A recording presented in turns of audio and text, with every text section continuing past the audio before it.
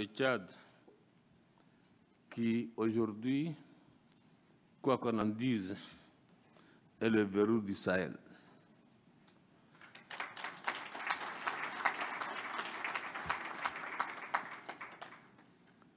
J'ai eu à maintes reprises à échanger avec les différents partenaires, bailleurs de fonds, pays amis et autres, institutions internationales. J'ai beaucoup écouté. Tout le monde, ah, merci le Tchad. Merci le Tchad, c'est ce que vous faites. Merci le Tchad des efforts que vous faites. Mais ce n'est pas suffisant.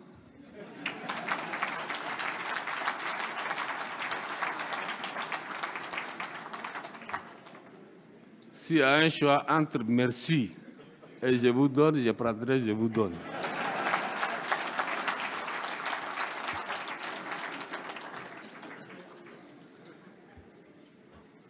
Je crois que c'est ça que nous attendons.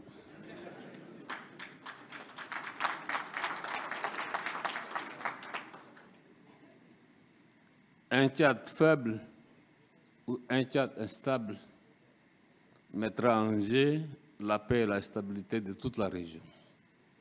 Ce n'est dans l'intérêt d'aucune personne.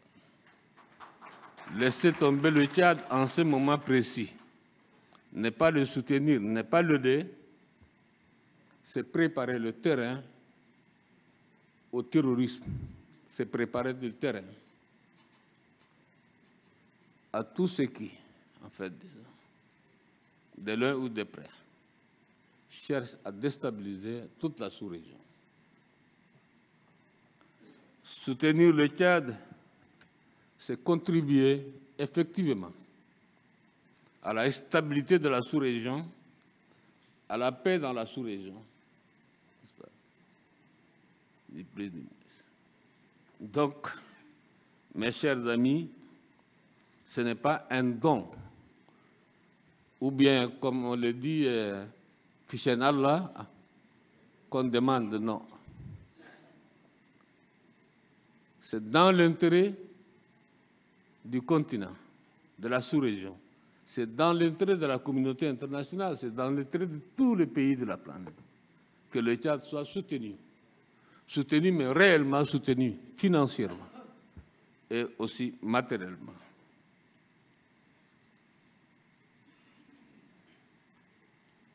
Ce sacrifice est aussi le prix du développement, car l'instabilité et le chaos sécuritaire compromettent toute action visant le progrès économique et social. Distingués invités, mesdames et messieurs, fort de son capital humain, de son potentiel agro-pastoral, dont certains l'ont rappelé, je dirais le vice-président, je pense qu'il connaît très bien le terrain, il l'a dit, et d'autres l'ont emboîté le pas. Donc, de son potentiel agro-pastoral, de ses ressources hydrauliques et minières, le Tchad nourrit l'ambition légitime d'assurer son décollage économique et offrir de meilleures perspectives à sa population. L'adoption du Plan national de développement 2017-2021, qui marque un tournant majeur dans la vie du pays, participe de cette dynamique visant à garantir un développement harmonieux et durable. Le programme national de développement procède en effet d'une forte volonté politique, car il tire son essence de la vision 2030, le Tchad que nous voulons, dont le titre seul résume parfaitement l'idéal rêvé par le pays.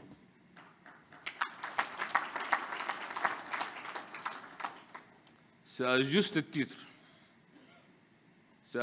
titre que ce document hautement stratégique a fait l'objet d'une préparation minutieuse à travers une démarche participative et inclusive.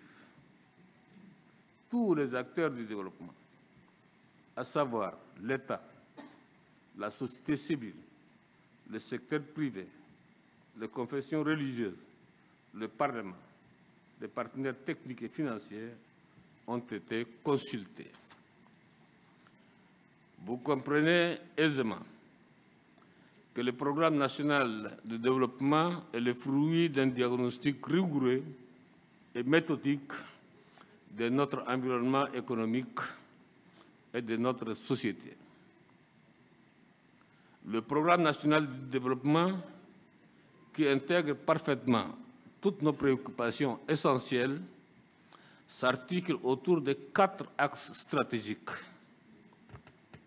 Le renforcement de l'unité nationale, le renforcement de la bonne gouvernance et de l'état de droit, le développement d'une économie robuste, compétitive, qui crée de la richesse et de l'emploi des jeunes et des femmes, l'amélioration de la qualité de vie de la population tchadienne. Voilà les 4 essentiels autour desquels le programme a été bâti. Il est évident que la mise en œuvre optimale de ces différents axes exige un certain nombre d'actions pertinentes. C'est pourquoi nous nous attellerons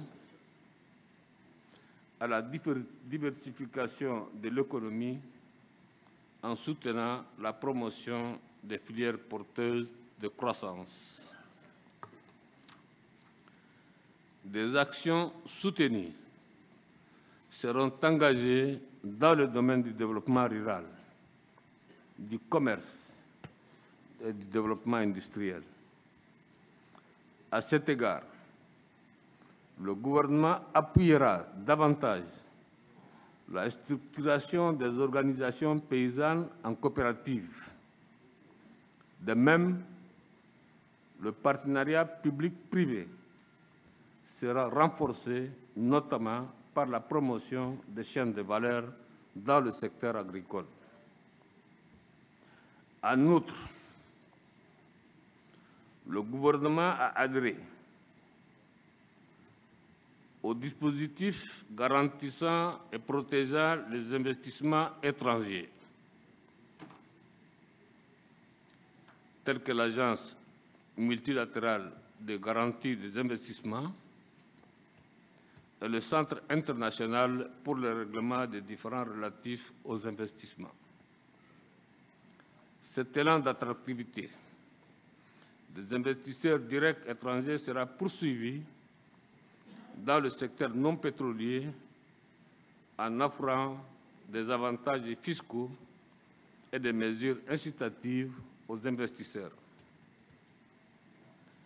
Dans la veine des mesures prévues, nous citons la Charte des investissements, la Charte des PME-PMI et le guichet unique créé au sein de l'Agence nationale des investissements et des exportations.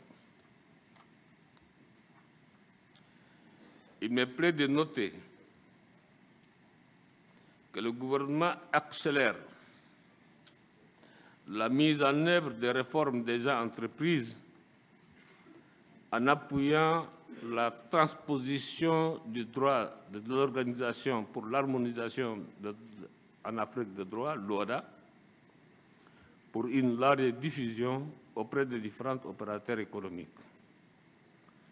Distingués invités, Mesdames et Messieurs, il importe de noter que cette recension des programmes et actions à mettre en œuvre n'est pas exhaustive. Il est prévu d'autres actions tout aussi déterminantes pour dynamiser la participation de la société civile dans le processus d'émergence du pays. Je rappelle également que le gouvernement a engagé un vaste chantier de réformes institutionnelles. Ces changements permettront naturellement de réaménager de grandes institutions de la République et d'assurer la consolidation de la paix, de la stabilité de l'état de droit et de la bonne gouvernance. Mesdames et Messieurs, les ressources dont nous avons besoin en vue d'assurer le financement du PND sont très limités. Les besoins de financement du programme d'action prioritaire du PND sont évalués, n'ayez pas peur du chiffre s'il vous plaît, sont évalués à plus de 5 000 milliards de francs CFA.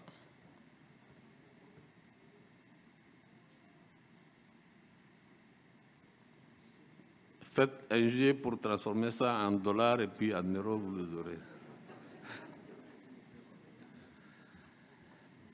Les ressources disponibles sont estimées à plus de 1 800 milliards de francs CFA, dont 618 milliards au titre des ressources propres de l'État tchadien.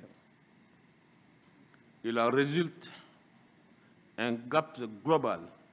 3 000 milliards de francs CFA, je le dis pour ne pas faire peur aux gens, peut-être que c'est soit l'équivalent de 5 milliards d'euros de GAPS. En organisant cette conférence, le gouvernement sait qu'il peut compter sur le soutien immuable des partenaires en vue de boucler le financement global attendu. Distingués invités, Mesdames et Messieurs, avant de clore mon propos, je voudrais saluer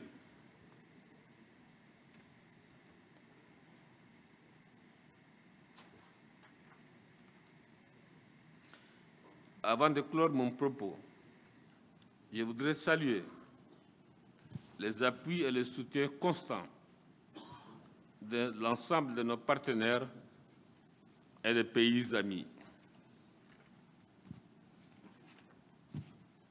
Je vous réitère la reconnaissance de la Nation pour le financement et la mise en œuvre du Plan national de développement 2017-2021. Ce plan, faut-il le rappeler, nous avons connu un plan